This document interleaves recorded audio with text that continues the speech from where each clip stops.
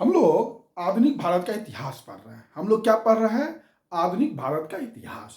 आधुनिक भारत के इतिहास के अंतर्गत आज हम लोग जो जिस टॉपिक पर चर्चा करने जा रहे हैं उस टॉपिक का नाम है ब्रिटिश भारत में अकाल नीति का विकास। अकाल नीति का विकास।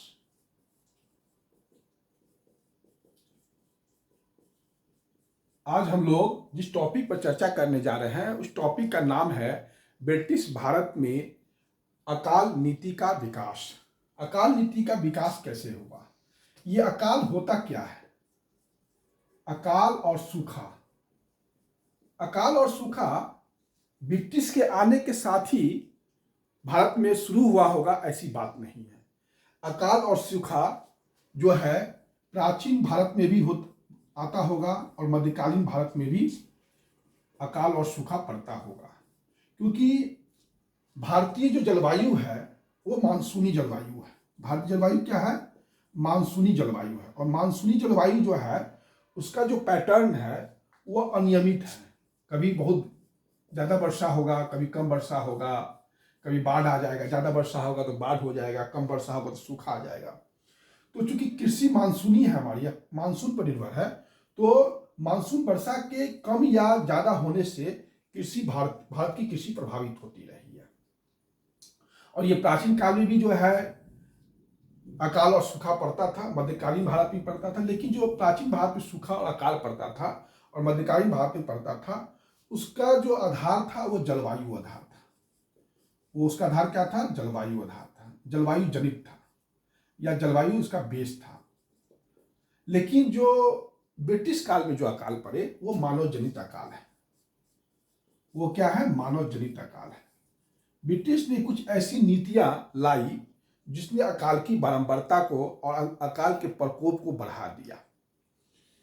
इस अकाल में और में हम सूखा में एक चीज देखते हैं कि भारत में गरीबी और भुखमरी की जड़ी कितनी गहरी गरीबी और भुखमरी की जो जड़ है वो काफी गहरी जम गई थी। इस अकाल और सूखा ने ये ब्रिटिश काल का देन है कि भारत में जब वो गए यहाँ से तो गरीबी और भुखमरी इतनी की जो पैठ थी वो काफ़ी गहरी हो चुकी थी। और जो भारत का स्वतंत्र सरकार हुआ, जो हम लोगों की स्वतंत्रता के बाद जो सरकार है, उसको इस समस्या से, औपनिवेशिक विरासत में इस समस्या से निपटने में बहुत वर्ष लग गए। खैर ये तो अलग टॉपिक है, वो मेरा यहाँ पर विचारने बिंदु नहीं है। तो यह हुआ आपका अकाल और सूखा के बारे में जो पृष्ठभूमि है, परिचय है वह। अब हम लोग देखें कि ब्रिटिश काल में जो अकाल है वो उसको हम दो चरण में देखेंगे। ब्रिटिश काल की जो अकाल है उसको हम दो चरण में देखेंगे।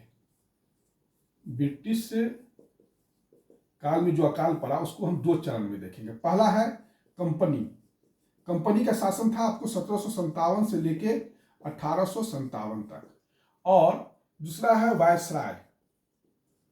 वायसराय का शासन या क्राउन का शासन 1857 से लेके 1947 तक। तो कंपनी के अंतर्गत जो मुख्य अकाल पड़े हैं वो 12 बड़ा अकाल पड़ा है। 12 जो है बड़ा अकाल पड़ा है और 4 जो है सूखा पड़ा है।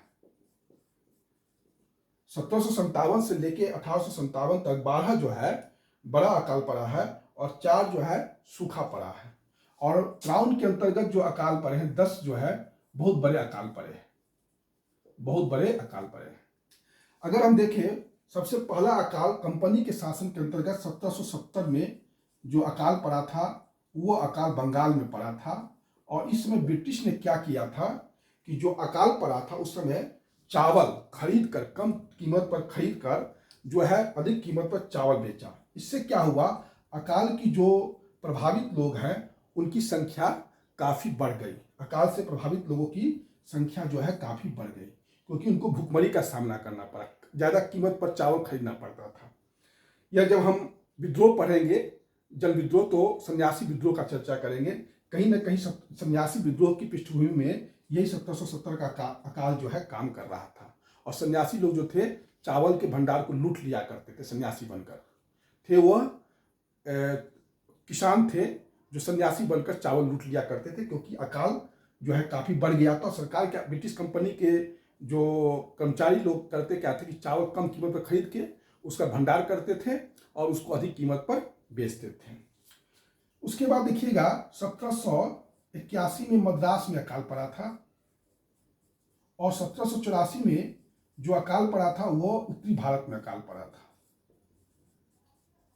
ये ब्रिटिश काल में कुछ इंपॉर्टेंट अकाल पड़ा। इस अकाल में एक चीज हमें देखने को मिलता है कि ब्रिटिश सरकार ने कंपनी सरकार ने कोई अकाल के विरोध में कोई एक्टिव नीति का पालन नहीं किया, निष्क्रियता की नीति का पालन किया, निष्क्रियता की नीति का पालन किया। कोई ऐसा नहीं है कि इस अकाल से लड़ने के लिए कंपनी ने कोई जो है सुविचारित नीति का पालन किया हो। जमाखोरी, हाँ कुछ काम किया, जैसे जमाखोरों पर दंड दिया या आयात पर प्रोत्साहन दिया या जिला प्रशासन जो है अन्न का सुरक्षित भंडार करता था। लेकिन इस सारा जो था वो जानबूझकर ऐसा नीति लाया गया कि अकाल का जो है प्रभाव जो है और भी भयानक हो जाए।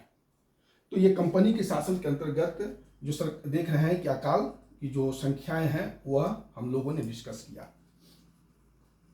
अब हम आते हैं वायसराय या क्राउन के अंतर्गत जो भारत में अकाल पड़े उसकी हम चर्चा करेंगे। सबसे पहला जो अकाल इस समय देखेंगे 10 बड़े अकाल पड़े हैं। 1857 से लेकर 1947 के बीच में 10 बहुत बड़े अकाल पड़े हैं। उसमें सबसे पहला जो अकाल पड़ा वो 1860 और 61 में पड़ा। 1860 और 61 में जो पश्चिमी उत्तर प्रदेश है, पश्चिमी उत्तर प्रदेश हुआ, दिल्ली हुआ, ये सब जगह जो है 1860-61 में जो है अकाल पड़े थे। 2 करोड़ लोग मारे गए थे। कितने लोग मारे गए थे? 2 लाख लोग मारे गए थे। 2 लाख लोग मारे गए थे, एक डाटा है। उसके बाद देखिएगा 1866 में उड़ीसा में अकाल आया था और यह भी अकाल काफी भयानक था। 1866 में उड़ीसा का अकाल, और उड़ीसा के अकाल में ही उस समय भारत के वायसराय थे सर जॉन लॉरेंस। भारत के वायसराय कौन थे उड़ीसा के अकाल के समय?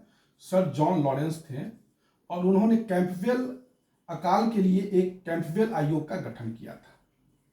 कैंपवेल आयोग का गठन किया था 1866 में जब उड़ीसा में अकाल पड़ा था। तो उस समय भारत के वायसराय थे सर जॉन लॉरेंस। उन्होंने अकाल के लिए एक आयोग का गठन किया था। उस आयोग का नाम था कैंपवेल आयोग। 1867-68 में ही राजपूताना में, इस सब क्षेत्रों में काफी बड़ा अकाल पड़ा। यही इसी का विस्तार ही समझिए। सबसे इंपॉर्टेंट जो अकाल पड़ा वो सबसे बड़ा अकाल था 1877-78 का अकाल। 1877-78 में जो अकाल पड़ा वो पंजाब में पड़ा, बंबई में पड़ा, मद्रास में पड़ा और उत्तर प्रदेश में पड़ा। इस सब क्षेत्रों में ये अकाल पड़ा था और सरकार, और इस मतलब ये सबसे बड़ा अकाल था। ये मान के चलिए, एक अनुमान है कि भारत में 5 करोड़ 80 लाख जनसंख्या इस क्षेत्र से, इस अकाल से प्रभावित हुई थी। 1877-78 का अकाल जो पंजाब में हुआ, बंबई में हुआ, मद्रास में हुआ, उत्तर प्रदेश में हुआ, उसमें 5 करोड़ 80 लाख जनसंख्या प्रभावित हुई थी। एक इतिहासी दत्त, रमेश चंद्र दत्त का मानना है कि लगभग 50 लाख लोग इस अकाल में मृत्यु को ग्रसित हो गए। बहुत सारे ग्राम उजड़ गए, गांव उजड़ गए।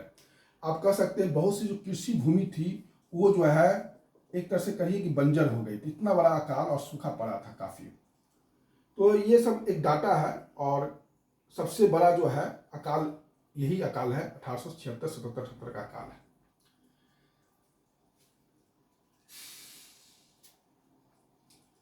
यहीं से इसी समय जो अकाल हुआ 1878 में अकाल पड़ा था, तो इस समय भारत के जो वायसराय थे लॉर्ड लिटन। भारत के वायसराय कौन थे? लॉर्ड लिटन। और लॉर्ड लिटन ने एक आयोग का गठन किया था 1880 के आसपास, स्ट्रेची आयोग। और पहली बार भारत में अकाल के लिए एक अकाल संहिता आया। अकाल संहिता आया पहली बार लॉर्ड लिटन ने ही 1880 में जो है एक अकाल संहिता, स्ट्रेची आयोग जो है अकाल पर एक आयोग बना था, स्ट्रेची आयोग, वही आयोग ने अकाल संहिता को जो है रिकमेंड किया था।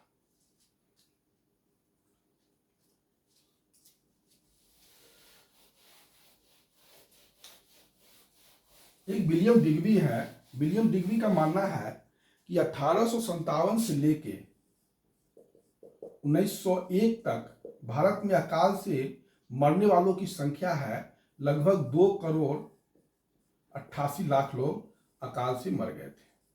ये विलियम डिग्बी का एक अनुमान है कि 1857 से लेके 1901 के बीच में 2,88,00,000 लोग अकाल से मरे थे।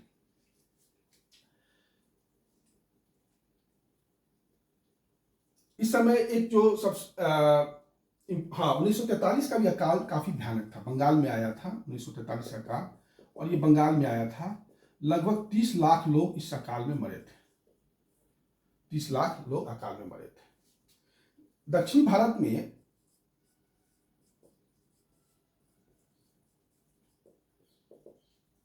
एक अकाल आया था, वो 1896 और 97 के करीब में, और उस समय भारत के वायसराय थे आपको लॉर्ड एल्गिन द्वितीय। लॉर्ड एल्गिन द्वितीय ने अकाल पर लायल आयोग का गठन किया था।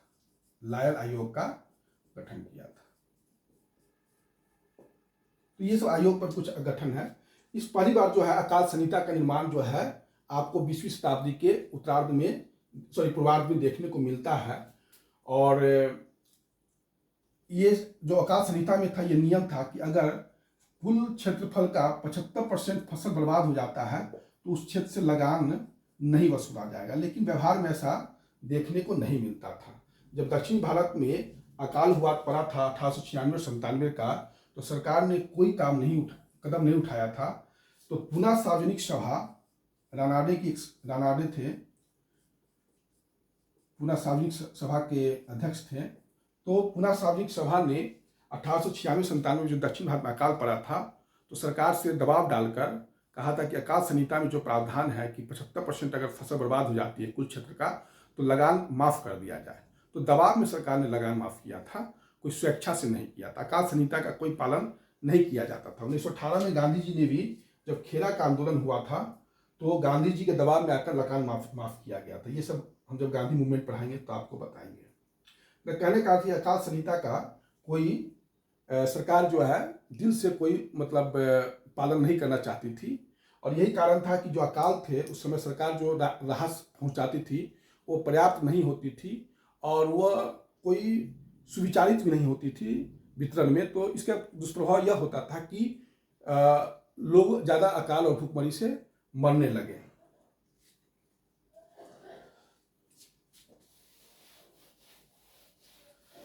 सरकार ने दिखावे के लिए कुछ कदम उठाए थे, जैसे 1886 में अवध लगान अधिनियम पारित किया। 1886 ईस्वी में अवध लगान अधिनियम पारित किया। अवध लगान अधिनियम पारित किया, लेकिन ये दिखावे के लिए था। सरकार चाहती थी कि जो राष्ट्रवाद का आंदोलन तेज हो रहा है उसको किसी प्रकार कुंद किया जाए, और किसानों को यह लगे कि जो है सरकार जो है आपके लिए हितैषी है, आपका शुभ सोच रहा है, भला सोच रहा है, और सरकार कदम उठा रही है। लेकिन सरकार ने ऐसा कोई कदम नहीं उठाया अकाल के संबंध में। और इन सब का दुष्प्रभाव यह हुआ कि अकाल से मरने वालों की संख्या काफ़ी बढ़ गई। गरीबी और भूखमरी इस अकाल और सूखा का एक ऐसा परिणाम निकला जो स्वतंत्र भारत के जो योजनाकार थे उनको जो है बहुत दिनों तक इन समस्याओं से, इन जुड़वी समस्याओं का सामना करना पड़ा, और भारत के विकास को बहुत दिनों तक यह प्रभावित भी करता रहा। आप देखिएगा कि जब भारत में जब स्वतंत्र हुआ तो बहुत दिनों तक हिंदू वृद्धि दर रहा, जो औसतन 4% के आसपास रहता था ग्रोथ। तो वह जो है इस कारण यही था कि ब्रिटिश सरकार ने जो अपनी औपनिवेशिक विरासत भारत को सौंपा था, अर्थव्यवस्था पूरी पंगु हो गई थी, और गरीबी भुखमरी जो है वो विरासत में मिली थी। खैर ये सब तो विचारणीय बिंदु यहाँ का नहीं है, इसलिए मैं इस पर अभी टॉपिक पर चर्चा नहीं करूँगा। लेकिन जब आप इकोनॉमिक्स पढ़ेंगे तो आपको इस चीज़ को याद रखिएगा, और फिर आप इकोनॉमिक्स में गरीबी और बेरोजगारी, भुखमरी जब पढ़ेंगे तो यह यहीं से शुरू होगा, जब अर्थशास्त्र में आप पढ़ेंगे तो। ठीक है, इसी के साथ ये वीडियो समाप्त कर रहा हूँ। अब नेक्स्ट वीडियो में नए टॉपिक के साथ मैं पुनः प्रस्तुत हूँगा। धन्यवाद।